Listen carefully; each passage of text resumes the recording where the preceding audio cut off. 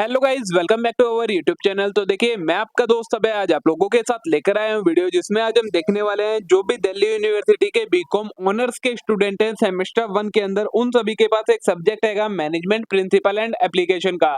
तो ये वीडियो होने वाली है उन सभी स्टूडेंट के लिए जिसके अंदर मैं आपको इस सब्जेक्ट की सारी यूनिट्स को कवर करवाने वाला हूँ। एक एक करके आपको चैनल पर वीडियोज मिलने वाली है, जिसमें आपकी पांचों की पांचों यूनिट इस सब्जेक्ट की कवर करवाई जाएंगी।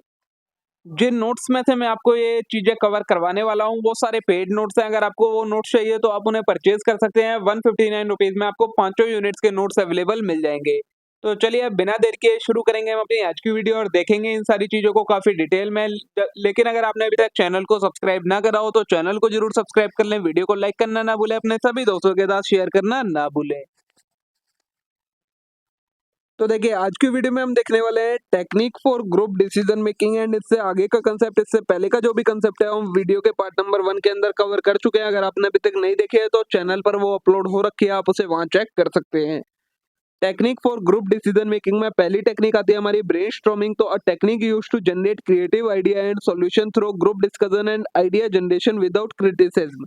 ये एक तरीके की टेक्निक होती है जिसके अंदर क्रिएटिव आइडिया और सॉल्यूशंस को जनरेट करा जाता है ग्रुप डिस्कशन और आइडिया जनरेशन की मदद से। प्रोसेस क्या होता है इसके अंदर? Participant freely suggest idea which are recorded and then evaluated collectively. इसके अंदर जो पार्टिसिपेंट्स होते हैं वो फ्रीली अपने आइडियाज को एक्सप्रेस करते हैं, उन सभी को रिकॉर्ड कर लिया जाता है, उसके बाद एक एक करके सभी के आइडिया को इवेल्युएट करा जाता है। यूज क्या होते हैं इसके? तो effective for generating a wide range of idea and fostering creativity in group setting. इसके अंदर जो आपको काफी सारे आइडियाज मिल जाते हैं, वाइड रेंज मिल जाती है आइडियाज की, जिससे आपकी क्रिएटिविटी बढ़ जाती है ग्रुप सेटिंग्स के अंदर। ठीक है, नेक्स्ट आता है कॉन्सिक्वेंसेज कॉन्सनस डिसीजन मेकिंग। तो इसके अंदर involving group member discussing option until they reach a general agreement और कंसेंसस ऑन अ डिसीजन। इसके अंदर जो आपके पार्टिसिपेंट्स होते हैं, ग्रुप मेंबर होते हैं, वो एक दूसरे के साथ डिस्कस करते हैं जब तक वो एक फाइनल कंक्लूजन पर ना पहुंच जाए कि किसका जो आइडिया है वो बेटर है। प्रोसेस क्या होता है? Participant share view point, discuss alternative, work toward solution acceptable to all member. इसके अंदर पार्टिसिपेंट अपने व्यू पॉइंट रखते हैं, उसके अल्टरनेटिव डिस्कस करते हैं और लास्ट में एक ऐसे कंक्लूजन पर पहुंचते हैं जिससे सभी मेंबर एक्सेप्ट कर रहे हो, एग्री कर रहे हो। वो कहलाता है आपका कॉन्शियस डिसीजन मेकिंग। इसके यूजेस क्या होते हैं? तो suitable for situation where maintaining group cohesion and commitment to decision are important.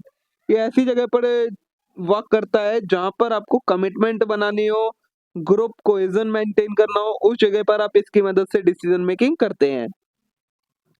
Third आती है डेल्फी टेक्निक। तो involving a structured process of anonymous feedback round to achieve consensus among expert और stakeholder on complex issue. ये एक तरीके का structured process होता है जिसके अंदर आप क्या करते हैं, एक कंक्लूजन को अचीव करते हैं एक्सपर्ट्स की मदद से और स्टेक होल्डर्स के जो भी कॉम्प्लेक्स इशू होते हैं उसकी मदद से आप एक डिसीजन पर पहुंचते हैं। प्रोसेस क्या होता है? पार्टिसिपेंट रिस्पॉन्ड टू सर्वे और क्वेश्चनर एनोनिमसली। इसके अंदर एक सर्वे कंडक्ट करा जाता है जिसके अंदर जो पार्टिसिपेंट होते हैं वो रिस्पॉन्ड करते हैं एंड फीडबैक शेयर करते हैं refined iteratively until consensus is reached. इसके अंदर आप सर्वे कंडक्ट होता है, पार्टिसिपेंट रिस्पॉन्ड करते हैं, फिर उन सभी को बार बार यही चीज करी जाती है जब तक एक कंक्लूजन पर ना पहुंच जाए। यूजेस क्या होते हैं? Useful when dealing with complex और कंट्रोवर्शियल इशू। जब आप किसी कॉम्प्लेक्स या कंट्रोवर्शियल इशू के साथ डील कर रहे हो तब आप इसे यूज करते हैं, जहां पर आपको अलग अलग व्यू पॉइंट को कंसीडर्ड करना होता है। नेक्स्ट आता है नॉमिनल ग्रुप टेक्निक। तो a structured method where group member generate and prioritise idea और solution individually before sharing and discussing them as a group. इसके अंदर आपका क्या होता है? ये भी एक स्ट्रक्चर्ड मेथड होता है। ग्रुप मेंबर पूरे ग्रुप के साथ अपने व्यू पॉइंट को डिस्कस करने से पहले अपने आइडिया को प्रायोरिटाइज करते हैं, सॉल्यूशन देखते हैं कि कितना इफेक्टिव हम कर सकते हैं, उसके बाद पूरे ग्रुप के सामने उसे रखा जाता है। नेक्स्ट आता है प्रोसेस क्या है इसका? तो participant silently generate idea which are then compiled and discussed collectively. पहले पार्टिसिपेंट इंडिविजुअली आइडिया को जनरेट करते हैं, आइडिया ढूंढते हैं, सॉल्यूशन ढूंढते हैं, फिर उसे ग्रुप के साथ कलेक्टिवली डिस्कस करते हैं। यूजेस क्या क्या होते हैं? तो effective for ensuring equal participation. इसके अंदर आपका इक्वल पार्टिसिपेशन जहाँ पर आपको चाहिए हो, इंश्योर करना हो, वहाँ के लिए इफेक्टिव होता है। रिड्यूसिंग डोमिनेंस, डोमिनेंस को कम करने में हेल्प करता है ये। और फैसिलिटेटिंग स्ट्रक्चर डिसीजन मेकिंग, और इसकी मदद से एक अच्छी डिसीजन मेकिंग हो पाती है आपकी, ठीक है। लास्ट टेक्निक आती है डिसीजन सपोर्ट सिस्टम। तो computer based system that support decision making activity by providing relevant information and analytical tool. Decision support system क्या होता है? ये एक कंप्यूटर बेस्ड सिस्टम है जिसकी मदद से डिसीजन मेकिंग करी जाती है। आप उसमें रिलेवेंट इन्फॉर्मेशन प्रोवाइड करवाते हैं जिससे आपको एनालिटिकल टूल्स मिल जाते हैं डिसीजन लेने के लिए। यूजेस क्या होते हैं? DSS can aid group by facilitating data analysis, scenario planning and visualisation to enhance decision making. वो आपको डाटा को एनालाइज करके, सिनेरियो को प्लान करके और विजुअलाइजेशन की मदद से आपको हेल्प करता है जिससे आप एक अच्छी डिसीजन मेकिंग कर पाते हैं, ठीक है। नेक्स्ट टॉपिक आता है हमारा प्लानिंग वर्सेस स्ट्रेटेजी के क्या होती है। तो प्लानिंग क्या होती है? Planning refers to the process of setting objective and determining action necessary to achieve those objective. Planning के अंदर आप ऑब्जेक्टिव को सेट करते हैं और ऐसे स्टेप्स, एक्शंस को डिटरमाइन करते हैं जो उन ऑब्जेक्टिव को अचीव करने में हेल्प करेंगे।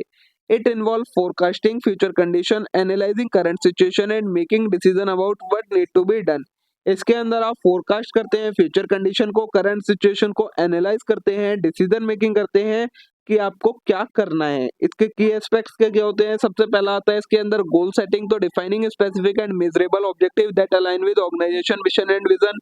आप इसके अंदर स्पेसिफिक और मेजरेबल ऑब्जेक्टिव स्टेबलाइज डिफाइन करते हैं जिस जो कि किससे अलाइन कर रहे होते हैं? ऑर्गेनाइजेशन के मिशन और विजन के साथ अलाइन करते हैं। डिसीजन मेकिंग करते हैं आप तो choosing among alternative course of action to allocate resource effectively and achieve desired outcome. जितने भी आपके पास course of action alternative available होते हैं उसमें से आप बेस्ट को चूज करते हैं, उसमें रिसोर्सेज को एलोकेट करते हैं जिससे क्या हो, आपका जो डिजायर्ड आउटकम है वो अचीव किया जा सके। नेक्स्ट आता है इम्प्लीमेंटेशन। तो developing and detailed plan and strategy to guide operational activity and achieve organisational goal. आप एक डिटेल्ड प्लान को डेवलप करते हैं, स्ट्रेटेजीज को डेवलप करते हैं जिससे आपकी ऑपरेशनल एक्टिविटी को गाइडेंस मिल सके कि किस तरीके से एक्टिविटी होनी है और ऑर्गेनाइजेशन के गोल को आप अचीव कर सके। नेक्स्ट आता है मॉनिटरिंग एंड कंट्रोल। तो continuously evaluating performance against objective and making adjustment as needed. आप कंटिन्यूसली इवेल्युएट करेंगे, परफॉर्मेंस को करते हैं इसके अंदर, प्लानिंग के अंदर ऑब्जेक्टिव के अगेंस्ट, और अगर उनमें कोई एडजस्टमेंट की जरूरत होती है तो वो भी आप इसके अंदर करते हैं, ठीक है। स्ट्रेटेजीज क्या होती हैं? तो on strategy on the other end refers a broader approach और plan of action design to achieve long term goals and objective. ये भी क्या होते हैं? एक तरीके के प्लान्स होते हैं जिसके अंदर आप प्लान ऑफ एक्शन डिजाइन करते हैं जिसके अंदर आप क्या करते हैं, जो लॉन्ग टर्म गोल होते हैं उनको अचीव करने के लिए आप स्ट्रेटेजी बनाते हैं। जो शॉर्ट टर्म गोल्स होते हैं उन्हें अचीव करने के लिए आप प्लानिंग करते हैं, लॉन्ग टर्म को अचीव करने के लिए स्ट्रेटेजी बनाई जाती है। It involve making choice about where to compete and how to compete। इसके अंदर आप ये फाइंड करते हैं कि हमें कहाँ पर कॉम्पीट करना है, मार्केट सेगमेंट मतलब डिसाइड करते हैं, और किसके कैसे कॉम्पीट करना है मतलब डिफरेंशिएशन की मदद से, कोस्ट लीडरशिप की मदद से, ये सारी चीजें आप इसके अंदर डिफाइन करते हैं। की एस्पेक्ट्स क्या होते हैं इसके? तो कॉम्पिटिटिव एडवांटेज मिलता है आपको, डेवलपिंग यूनिक कैपेबिलिटी और advantage that allow organisation to outperform in competitor. Strategy की मदद से आप क्या कर पाते हैं? यूनिक कैपेबिलिटीज को डेवलप कर पाते हैं जिससे ऑर्गेनाइजेशन आउट परफॉर्म कर पाते हैं अपने कॉम्पिटिटर से। Resource allocation. तो allocating resource in a way that support chosen strategy direction and enhance organisational performance. इसके अंदर आप रिसोर्सेज को इस तरीके से एलोकेट करते हैं जिससे आपकी स्ट्रेटेजी को स्ट्रेटेजिक डायरेक्शन है उसको सपोर्ट मिलता है और ऑर्गेनाइजेशन की परफॉर्मेंस एनहांस हो जाती है। सस्टेनेबिलिटी। तो ensuring that strategy can adapt to change in the external environment while maintaining competitive edge. Strategy आपकी कैसी होनी चाहिए? ऐसी होनी चाहिए कि आपका अगर एक्सटर्नल एनवायरनमेंट में कोई चेंज आ रहा है तो उसे अडेप्ट कर पाए और कॉम्पिटिटिव एज को बनाकर रखे। Alignment. Aligning the organisation internal capability and resources with external opportunity and threat. Strategy आपकी किस चीज में हेल्प करती है? जो ऑर्गेनाइजेशन की इंटरनल कैपेबिलिटी है, जो रिसोर्सेज है इंटरनल, उन्हें एक्सटर्नल अपॉर्चुनिटी और थ्रेट के साथ अलाइन करती हैं, ठीक है। ये हो गया आपका प्लानिंग और स्ट्रेटेजी में क्या डिफरेंस होता है। Now next topic is element of business firm environment की जो बिजनेस एनवायरनमेंट होता है उसके क्या क्या एलिमेंट होता है। तो तीन एलिमेंट है आपके पास, micro, meso and macro. The business firm environment can be categorise into three level. इसे हमने तीन लेवल्स में डिवाइड कर रखा है बिजनेस एनवायरनमेंट को, micro level environment, macro level environment and meso level environment. Micro environment क्या होता है? The micro environment consist of factor that directly affect the organisation within its immediate environment and industry. ऐसे factor जो organisation के अंदर उसके environment में, उसकी इंडस्ट्री के एनवायरनमेंट में ही होते हैं और जो कि उसे डायरेक्टली इम्पैक्ट करते हैं, वो कहलाते हैं आपके माइक्रो एनवायरनमेंट फैक्टर। इसके अंदर आपके एलिमेंट्स में क्या किया जाता है? Stakeholder such as customer, supplier, competitor and distributor, and also include internal factor such as employee, organisation culture and leadership style. इसका इम्पैक्ट क्या होता है? This factor have a direct and immediate influence on day to day operation, customer relationship and competitive positioning. इनका जो impact होता है वो direct impact होता है डे टू डे ऑपरेशन के ऊपर, कस्टमर की रिलेशनशिप और कॉम्पिटिटिव पोजीशनिंग के ऊपर। सेकंड आते हैं हमारे मेशो एनवायरनमेंट। तो the meso environment refers to factor that affect the industry और sector in which the organisation operate. Meso environment वो फैक्टर होते हैं जो कि एक स्पेसिफिक इंडस्ट्री को अफेक्ट करते हैं, मतलब जिस इंडस्ट्री के अंदर ऑर्गेनाइजेशन ऑपरेट हो रही होती है सिर्फ उस इंडस्ट्री को इम्पैक्ट करते हैं, वो कहलाते हैं Meesho environment factor.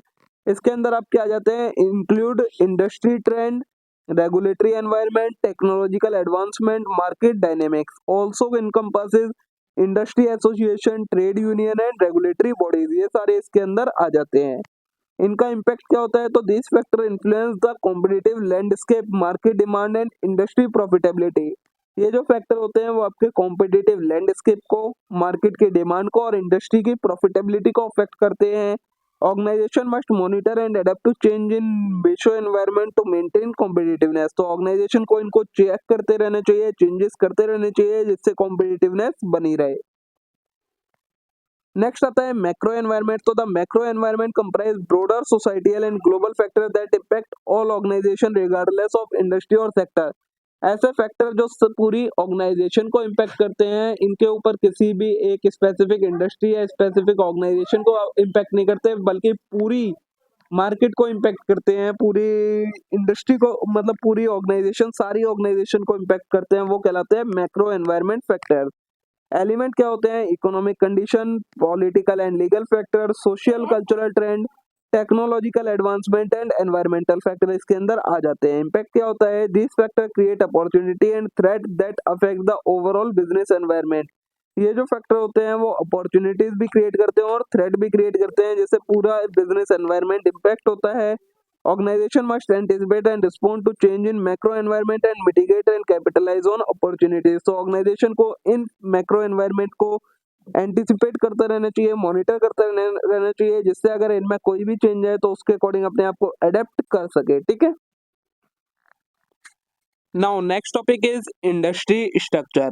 Industry structure refers to the framework or organization of an industry, including characteristic and relationship among its participant, market dynamic and competitive force. Industry structure क्या होता है? ये एक तरीके का फ्रेमवर्क होता है, या फिर इंडस्ट्री के अंदर जो भी ऑर्गेनाइजेशन होती हैं वो सारी इंडस्ट्री स्ट्रक्चर का पार्ट होती हैं, जिसके अंदर आपकी कैरेक्टरिस्टिक आ जाती है, रिलेशनशिप आ जाती है इसके पार्टिसिपेंट्स के बीच में, मार्केट के डायनेमिक्स आ जाते हैं और कॉम्पिटिटिव फोर्सेस इसके अंदर आ जाते हैं। Understanding industry structure is crucial for business to formulate effective strategy, identify opportunity and navigate competitive challenges. किसी भी बिजनेस के लिए इंडस्ट्री स्ट्रक्चर को समझना इम्पोर्टेंट है, क्योंकि इसी की मदद से वो इफेक्टिवली स्ट्रेटेजीज बना पाएंगे, अपॉर्चुनिटीज को आइडेंटिफाई कर पाएंगे और जो भी चैलेंजेस हैं उन्हें मिटिगेट कर पाएंगे। कंपोनेंट क्या क्या होते हैं इंडस्ट्री स्ट्रक्चर के? सबसे पहले मार्केट साइज एंड ग्रोथ। तो refers to total size of market in terms of sales volume और revenue as well as its growth rate over time. Market size क्या होता है आपका? ये एक तरीके का साइज होता है मार्केट का, कि कितना सेल्स का वॉल्यूम है या फिर कितना रेवेन्यू है किसी इंडस्ट्री का, और उसने ओवर द टाइम कितनी ग्रोथ करी है। इंपॉर्टेंस क्या होती है? तो it indicate the potential for expansion और contraction within the industry. इसकी मदद से हमें पता लग पाता है कि किसी इंडस्ट्री के अंदर किस तरीके के एक्सपेंशन के चांसेस हैं या नहीं है। Influencing strategy decision regarding market entry, investment and resource allocation, और इसकी मदद से आप डिसीजन ले पाते हैं कि आपको इस इंडस्ट्री के अंदर एंट्री करनी है या नहीं करनी, इन्वेस्टमेंट करनी है या नहीं करनी, या फिर रिसोर्सेज को एलोकेट करना है या नहीं करना। सेकंड आता है कंपोनेंट मार्केट कंसंट्रेशन, तो measures the extent to which market share it's concentrated among a few large firm और dispersed among many smaller firm. Market concentration का मतलब क्या होता है, इससे पता लगता है हमें कि जो इंडस्ट्री है उसे कुछ लार्ज एंटिटीज ने डोमिनेट कर रखा है या पूरी इंडस्ट्री अलग अलग छोटी छोटी फर्म्स में डिवाइड हो रखी है। इसकी इंपॉर्टेंस क्या होती है, high concentration may lead to great pricing power and competition among a few dominant firm. अगर हाई कंसंट्रेशन वाली इंडस्ट्री होगी तो उसमें क्या होता है, प्राइसिंग पावर ग्रेटर होती है और जो कंपटीशन होता है वो कुछ ही फर्म्स के बीच में होता है। वहीं जो लो कंसंट्रेशन वाली फर्म इंडस्ट्रीज होती हैं may result in low barrier to entry and more competitive pricing. इसके अंदर आपके जो बैरियर टू एंट्री होते हैं वो कम होते हैं, मतलब काफी सारी फर्म्स के साथ कॉम्पीट करना पड़ता है और कॉम्पिटिटिव प्राइसिंग आपकी रहती है। ठीक है, नेक्स्ट आता है बैरियर टू एंट्री, तो factor that make it difficult for new firm to entry and compete in an industry. Barrier to entry का मतलब क्या होता है, ऐसे फैक्टर जो नए एंट्रेंट्स को मार्केट के अंदर एंटर करने से रोकते हैं वो कहलाते हैं barrier to entry, such as high capital requirement, economies of scale, regulatory barrier and stabilise brand loyalty. ये सारे आपके बैरियर्स हो गए। इंपॉर्टेंस क्या होती है, determine the level of competition with in the industry and influence the ability of existing firm in maintain profitability and market share. तो इसकी मदद से बैरियर टू एंट्री की मदद से क्या पता लगता है आपको कि लेवल ऑफ कंपटीशन कितना रहने वाला है इंडस्ट्री के अंदर, और जो एग्जिस्टिंग फर्म है वो कितनी प्रॉफिटेबल है, उनका मार्केट शेयर क्या है वो पता लगता है। नेक्स्ट है डिग्री ऑफ प्रोडक्ट डिफरेंशिएशन, तो रेफर्स टू हाउ डिस्टिंक्ट और यूनिक प्रोडक्ट और service are within an industry. Degree of product differentiation का मतलब होता है कि एक इंडस्ट्री के अंदर जो प्रोडक्ट हैं वो कितने अलग अलग प्रोडक्ट हैं, वो कितने यूनिक प्रोडक्ट है, based on factor such as quality, feature, branding and customer perception. Quality, features, branding और कस्टमर परसेप्शन के बेसिस पर जो प्रोडक्ट है वो किस तरीके के हैं।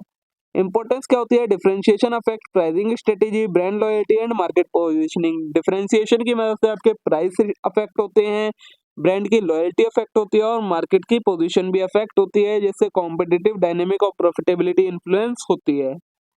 नेक्स्ट आता है आपका इंडस्ट्री लाइफ साइकिल, तो typically include introduction, growth, maturity and declining stage. Industry life cycle के अंदर आपकी 4 स्टेज होती हैं हर चीज की, इंट्रोडक्शन, ग्रोथ, मैच्योरिटी और declining. Each characterised by distinct pattern of demand, competition, technology change and profitability. और हर स्टेज में आपका डिमांड अलग होगी, कंपटीशन अलग होगा, टेक्नोलॉजिकल चेंज और प्रॉफिटेबिलिटी अलग होगा। इंपॉर्टेंस क्या होती है, help business anticipate industry trend, identify growth opportunity and implement appropriate strategy. ये बिजनेस को इंडस्ट्री का ट्रेंड एंटिसिपेट करने में हेल्प करती हैं, ग्रोथ की अपॉर्चुनिटी को आइडेंटिफाई करने में हेल्प करती है, अप्रोप्रिएट स्ट्रेटेजी को इम्प्लीमेंट करने में हेल्प करती है। सप्लाई, नेक्स्ट आता है आपका सप्लाई चेन डायनेमिक, तो involve the relationship and interaction among supplier, manufacturer, distributor and retailer with in an industry.